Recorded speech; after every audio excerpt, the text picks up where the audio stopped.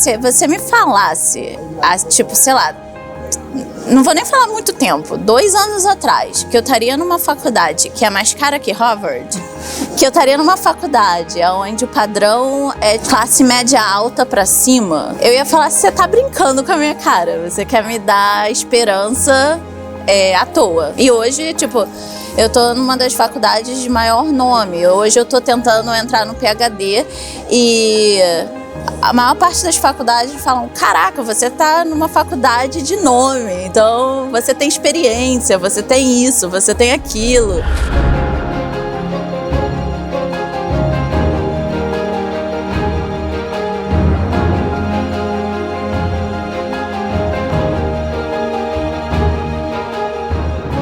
Eu estou aqui nessa universidade maravilhosa, Boston College, que, como o próprio nome já diz, fica na cidade de Boston, no estado de Massachusetts.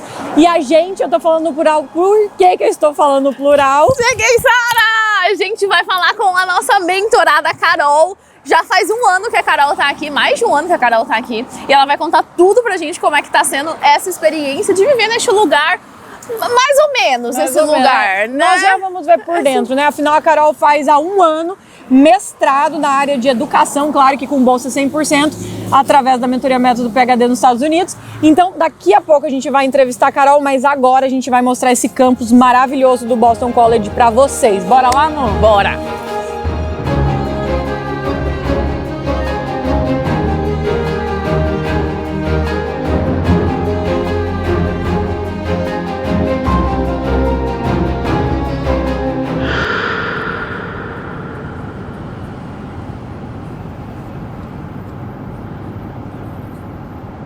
Oi, eu sou a Carol, eu faço Educação Superior Internacional na Boston College e anteriormente eu estudei Direito na UFRJ, no Rio de Janeiro.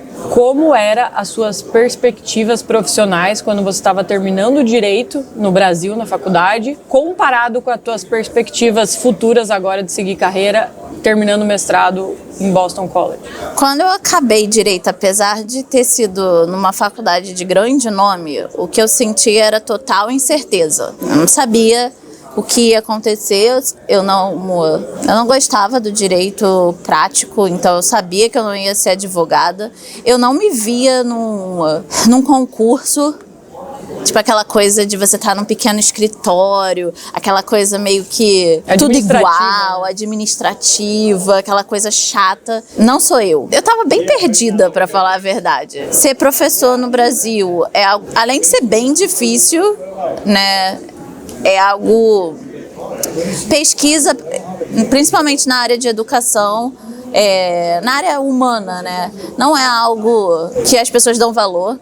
O governo, as faculdades, então não existia basicamente. Mesmo que eu conseguisse chegar e trabalhar como professora em uma das grandes faculdades do Brasil, a parte de pesquisa é muito pequena, é tudo muito burocrático, então assim, para mim eu achava que era impossível isso chegar a esse ponto, e mesmo se eu conseguisse eu não ia poder ter isso de uma forma real, né? Então eu acho que a palavra mais correta a se usar era totalmente incerteza.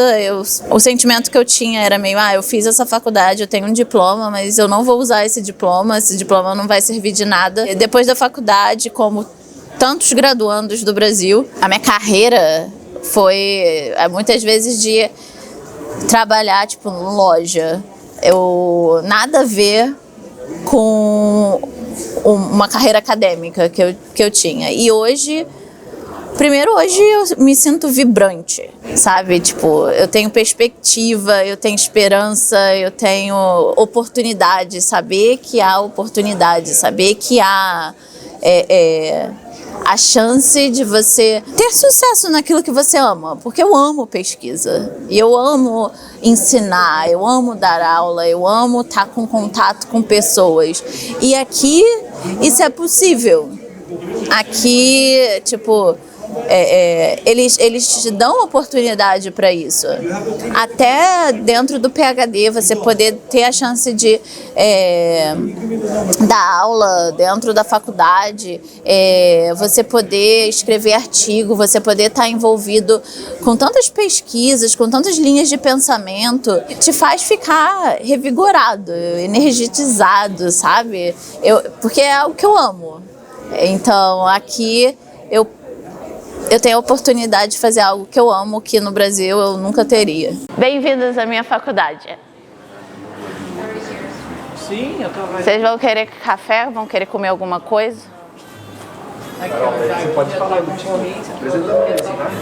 Aqui é um dos maiores refeitórios, não maiores, um dos melhores refeitórios que a gente tem. A gente tem aproximadamente 6.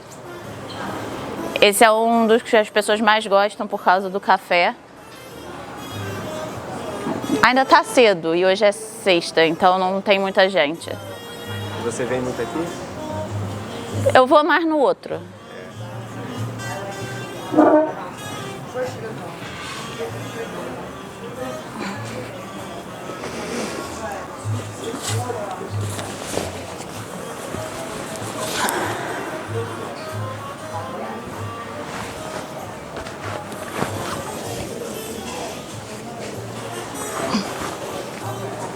Nós estamos indo na arena, aqui é onde tem o jogo de futebol americano.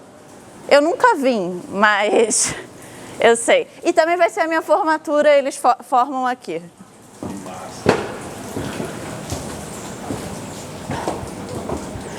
Essa é a arena menor, a gente ainda tem a maior. Essa é a menor ali. Uhum. E aqui é onde as formaturas, às vezes. Você veio assistir aqui, não foi? Não, eu nunca vim. Ah, nesse não. Esse é o de futebol americano, de hóquei e basquete ali dentro. Eu vou tentar entrar também. A grama é impecável. Nossa, que lindo, hein? Parece ser... Aqui a gente tá dentro. Meu Deus, Carol, acho que é... Futebol. É sintético, né? Possivelmente. É sintético, sim. Quando você fazia faculdade em Direito, você tinha noção que gostava de fazer pesquisa ou dar aula, ser professora? Era algo que você cogitava ou isso veio só depois? Quando eu entrei no Direito, eu não sabia nada disso. E aí, a minha graduação, por eu não gostar, foi bem longa. Eu parei por diversos momentos, então demorou bastante. Nesse meio tempo, eu comecei a dar aula para criança, aula de tutoria, aula de inglês. E eu percebi que eu amava dar aula. Isso era algo que eu já sabia. A parte de pesquisa, principalmente na área de Direito, é quase zero. A oportunidade de pesquisa na área de Direito, pelo menos dentro da UFRJ, eu não posso falar de todas as faculdades, mas dentro da UFRJ é basicamente zero, porque os professores eles não têm fundos para fazer pesquisa. Então eu nunca tive a oportunidade de fazer uma pesquisa dentro da faculdade. Então eu não sabia exatamente que era isso que eu amava. Eu sabia que eu amava fazer perguntas. Eu sabia que eu amava estudar, eu amava estar ali naquele ambiente e ler e fazer questionamentos e linkar isso com a realidade. Isso eu sabia que me empolgava. Mas eu não sabia que isso era a base da pesquisa. Eu não sabia nem que eu tinha isso em mim. Se alguém falasse para mim, você é uma pesquisadora, eu não ia saber, porque ninguém nunca tinha me ensinado isso. E eu venho de uma família bem pobre. Eu sou a primeira pessoa da família a entrar numa faculdade. Então eu não tive isso quando eu era criança. Quando eu cheguei aqui meio também sem saber muito bem o que era pesquisa, metodologia. Eu sabia assim, muito pobremente. Metodologia qualitativa, tipo, algo bem distante. E aí, dentro da faculdade, né, como eu falei, o meu curso, ele é muito voltado à pesquisa. Eu fui aprendendo o que é pesquisa e fui até perdendo um pouco do medo, porque quando você fala assim, pesquisa, parece algo absurdo, parece aquela coisa de você tá no laboratório com... Muito bom, porque as pessoas, no geral, têm a tendência de achar que pesquisa é só entrar no laboratório e misturar reagentes, senão não é pesquisa, né? Exatamente. Eu tinha essa visão. Pesquisa é aquela coisa da ciência exata, né? Como você falou, de fazer reagente no laboratório, essa parte toda. Então, até quando falava em pesquisa na área humana, eu tinha uma sensação meio estranha, sabe? Parecia que não caía muito bem. E aqui dentro da faculdade, trabalhando em cada aula, todas as minhas aulas, elas acabam num trabalho de pesquisa. É um artigo que a gente tem que escrever, é um texto acadêmico que a gente tem que escrever, que é uma pesquisa. E aí eu falei, isso é pesquisa, eu tô fazendo pesquisa. O fato de eu ser uma grande questionadora, eu sempre tive essa semente da pesquisa dentro de mim, porque eu sempre fui muito questionadora, eu sempre perguntei por quê, mas... Pra que é isso? Por que isso faz isso? E dentro das aulas, eu fui aprendendo. Caraca, isso é pesquisa. Como se faz uma pesquisa no campo humano? No campo humano você pode fazer a pesquisa de revisão literária. Isso é pesquisa. Sei lá, existem as pesquisas qualitativas que a gente não faz, apesar que agora eu vou fazer no meu trabalho final. Mas assim, nas aulas mais normais a gente não faz isso, porque isso é caro. Mas eles vão explicando. E aí eu fui aprendendo. Eu falei, isso é algo que eu posso fazer. Isso é algo que eu amo fazer. Eu amo fazer perguntas e poder perguntar. E não somente isso, mas ter pessoas e ter resources. Fontes, né? Fontes para poder responder. Como eu falei, aqui eu posso entrar lá na minha conta do Boston College e eu posso acessar artigos literários do mundo inteiro. Então eu tenho a fonte para poder responder as minhas perguntas. E se eu não achar, eu tenho professores que sabem o caminho. Então eu vou lá, bato na porta, falo, cara, eu quero isso. E eles podem me dar. Dá uma olhada nesses prédios aqui. Tem uma arquitetura super clássica, tradicional. Você anda um pouquinho, alguns metros, e você já vê que vai mudar totalmente a arquitetura da universidade. Ali já vai começar uma arquitetura moderna. Pra cá é uma parte mais pacata da cidade, pra cá é uma parte super agitada da cidade. Passa um metrô ali no meio, é super movimentado. Dá uma olhada, você já começa a ver naqueles prédios ali que a arquitetura muda. Olha esse prédio aqui, dá uma olhada nesse prédio. Compara com aquele lá. E aí a gente vai ver mais pra frente, vai passar até um metrô no meio da universidade. Não, e essas estátuas de santo no meio da universidade, os prédios todos detalhados, com santos, anjos, símbolos católicos. A gente não sabe bem a história do Boston College, mas com certeza tem uma parte muito forte da fundação aí por pessoas religiosas. Incrível, a arquitetura sem noção. Vamos lá ver a parte moderna agora, que a gente tá na parte clássica tradicional aqui. E vai chover. E vai chover, vamos logo.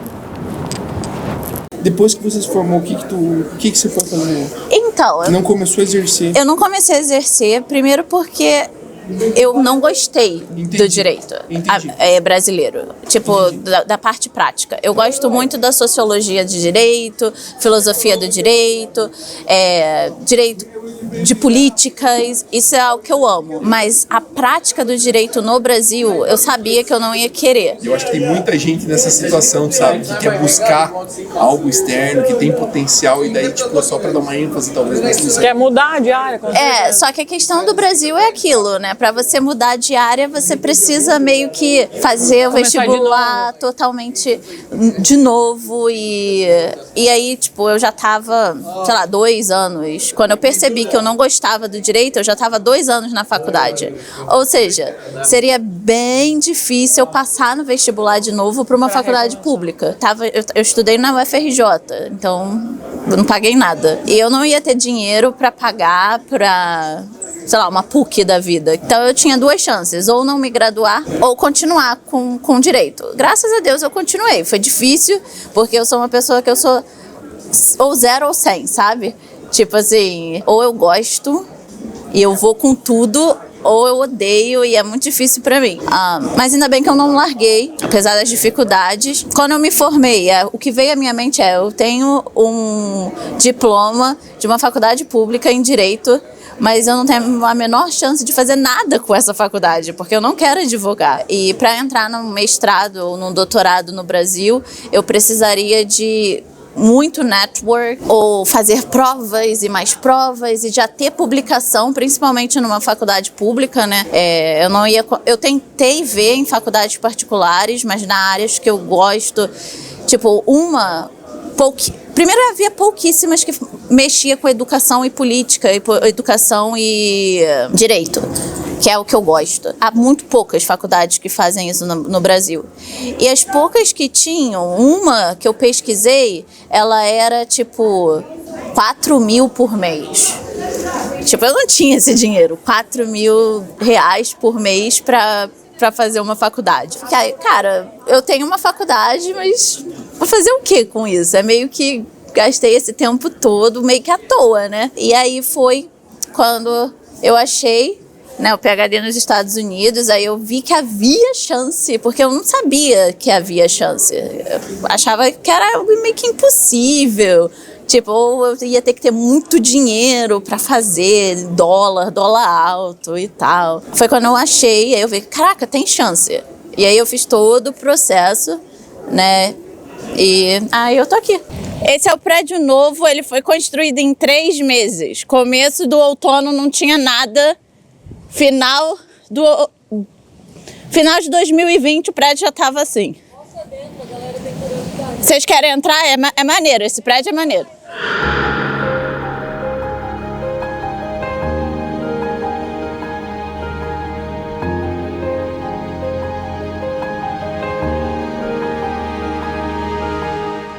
Aqui todas as salas são assim.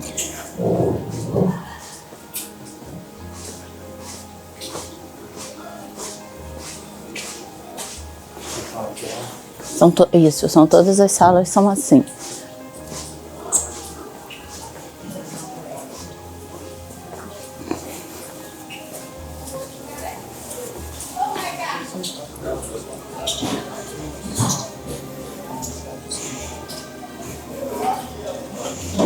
Aí tem outro café. Vamos só no segundo andar, que é o principal.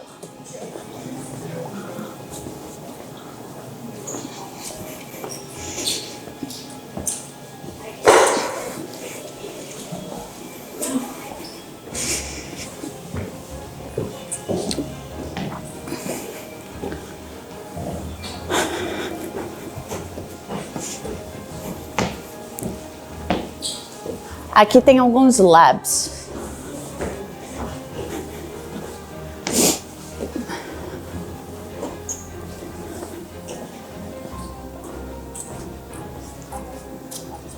Essa parte aqui é de empreendedorismo.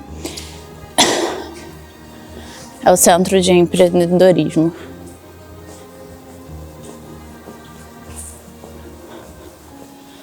Aqui é um dos labs que a gente tem.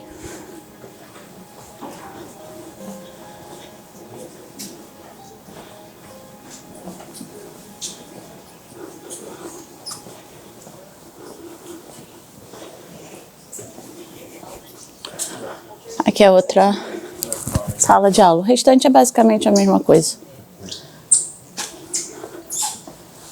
Cool, right? Pegando nesse gap, só dando um pouquinho de continuidade, agora você falou que achava que seria impossível, que seria muito caro.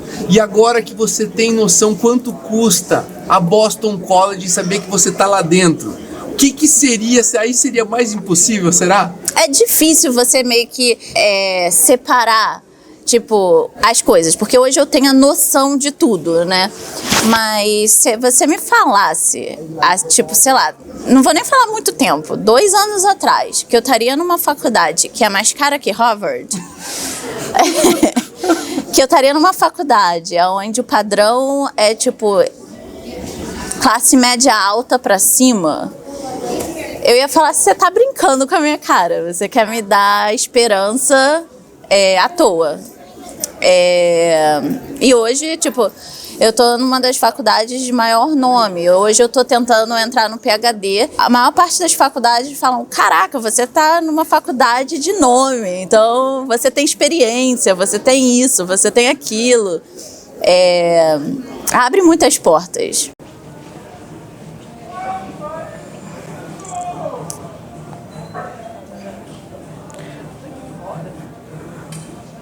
Aqui ninguém rouba. A minha mochila estava jogada lá. É porque a New Balance eles patrocinam. Deixa eu só ver como a gente pode chegar.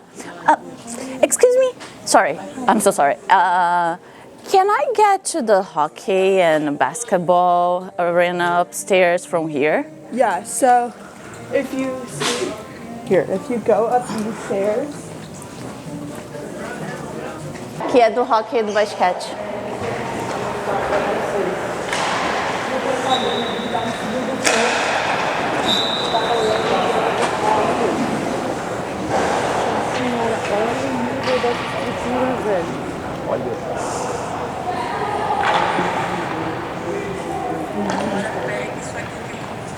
Isso é do hockey. Eles agora tá na season do hockey, mas no meio do ano eles mudam. E isso aqui eles tiram todo o gelo e se transforma em vôlei. E aí tem uma data, tá chegando, que a gente tem um evento enorme aqui, que é a transição da season do hockey para a season do basquete.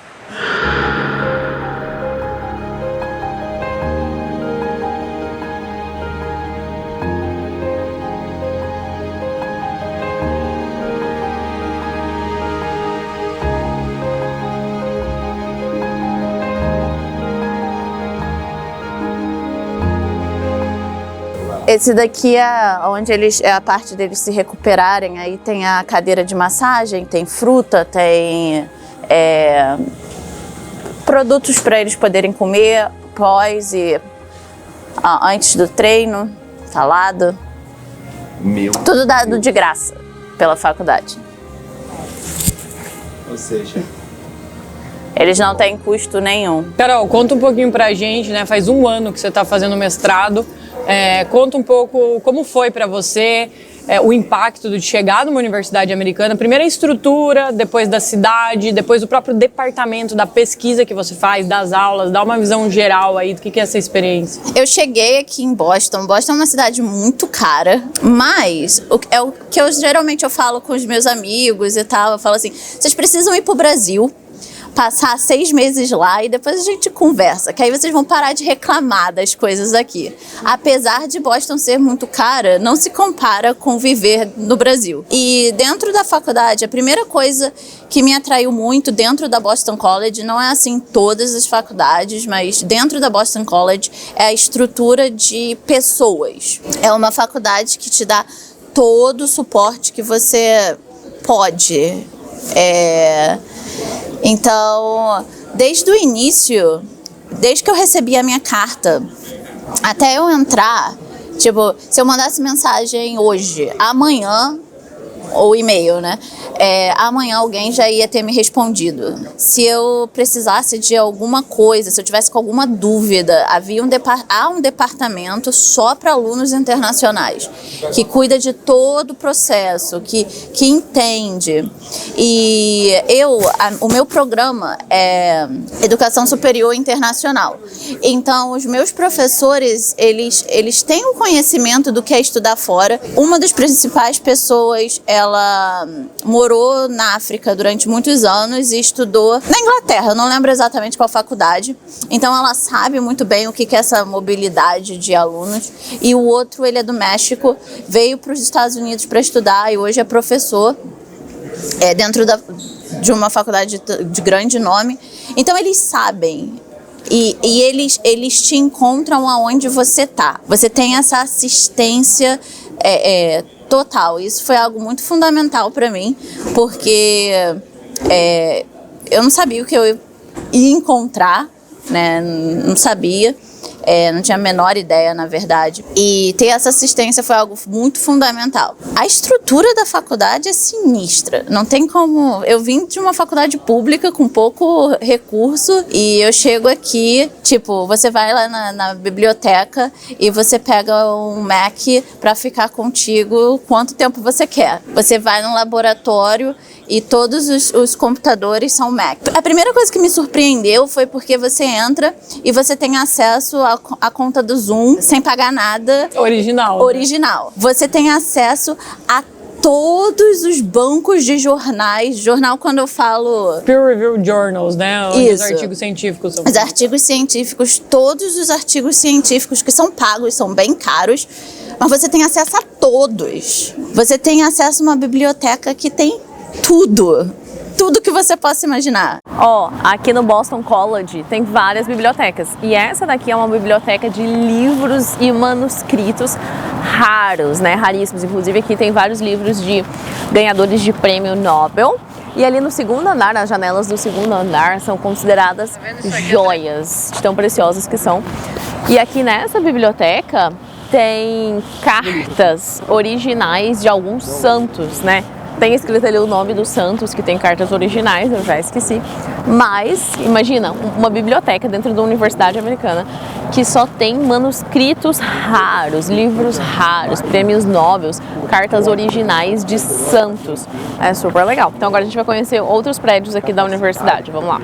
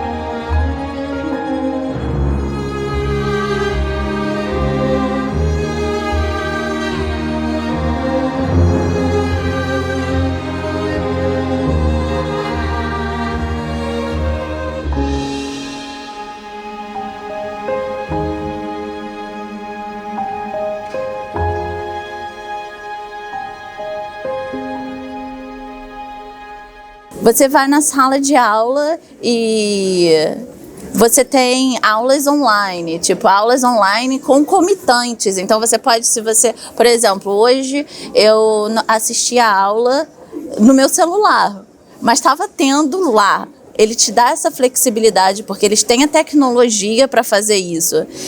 São professores renomados, que são conhecidos em toda a área. São professores que já escreveram livros, artigos, e você carrega...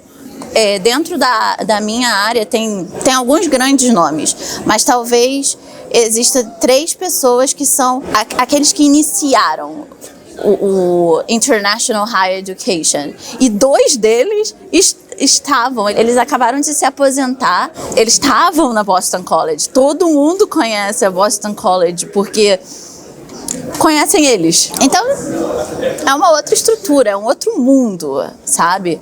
E dentro da Boston College, o acesso que você tem com os professores é algo muito incrível dentro desse período, porque eu vim pra cá já pensando em depois aplicar pro PhD. Então eu falei, cara, é a minha oportunidade, é uma faculdade de pesquisa intensa, então é a minha oportunidade de fazer pesquisa. Eu preciso criar um currículo, meu currículo era péssimo, eu preciso criar um currículo para poder aplicar para PhD e ser o que eu tô escutando agora. É lógico que a gente te quer, eu quero você tanto que eu tô conversando com jeans, eu tô conversando com admission office, porque eu quero que você venha para cá. E era isso o meu objetivo quando eu fui pro mestrado. E eu entrei num grupo de pesquisa. E, cara, a professora, ela te dá tanta mentoria, sabe? Eu quero depois ir pro mundo acadêmico, eu quero ser professora. dentro de faculdade americana. E ela vai me dando todos os caminhos, e ela me conectou com outros professores de outras faculdades. Esse network, que aqui nos Estados Unidos é fundamental. Se você não tiver network, você não tem nada. Eles te dão, porque eles têm isso. Já tem uma visão, assim, já são visionários em relação a um futuro parceiro e não como um concorrente. Já querem te colocar no caminho correto, né? Exatamente. Aqui, pelo menos, eu sei que não é... Em todo lugar não é assim, mas pelo menos a minha experiência tá sendo, tipo, eles querem me fazer como eles são.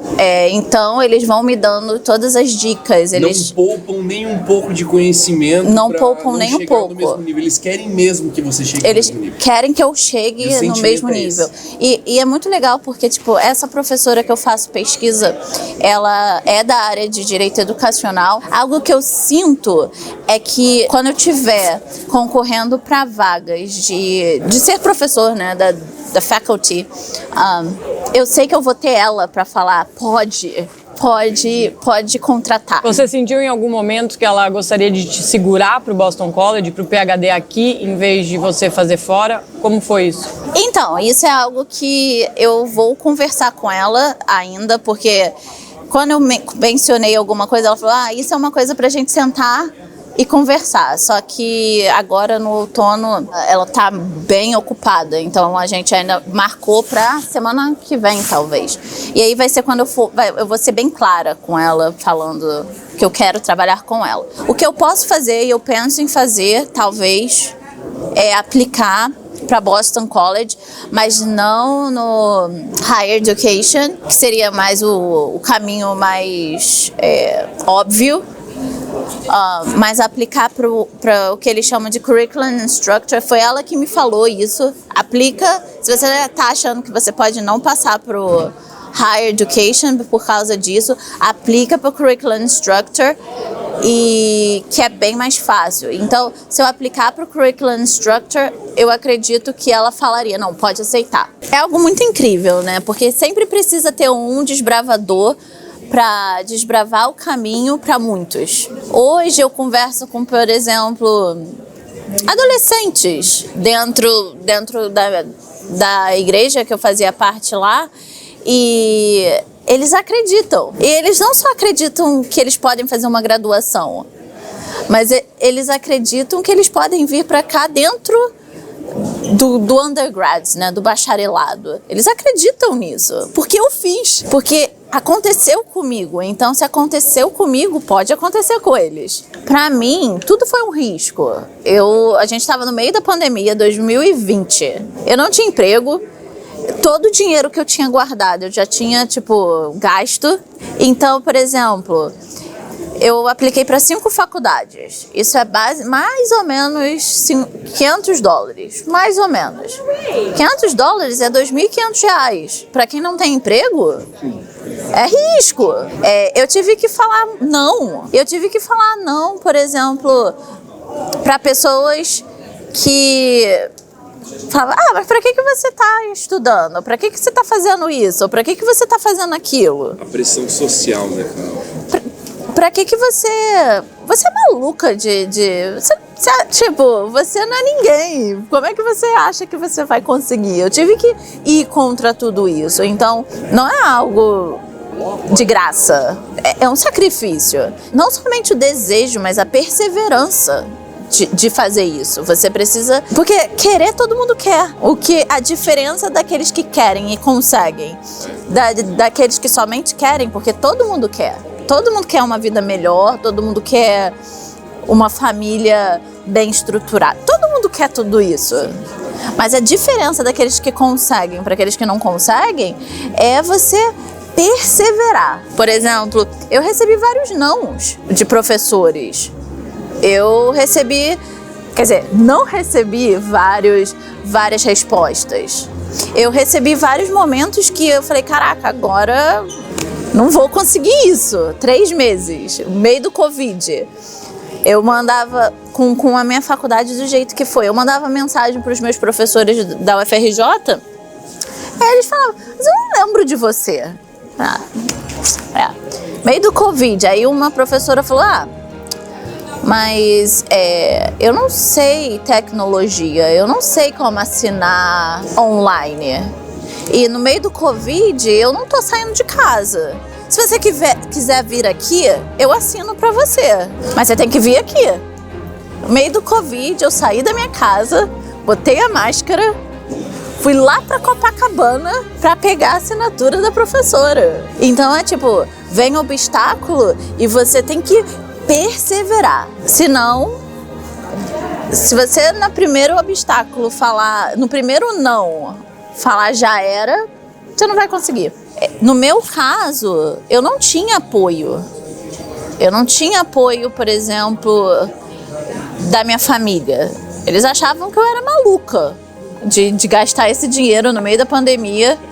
Muitas pessoas ao meu redor nunca chegaram nem perto de algo disso. Então eles não entendiam, eles não sabiam o que era. Então eu não tive apoio. Alguns porque por N motivos, outros simplesmente porque eles não tinham o como me ajudar. Eu acho que vir pra cá foi uma grande mudança, não apenas naquilo que é visível, mas principalmente naquilo que está dentro.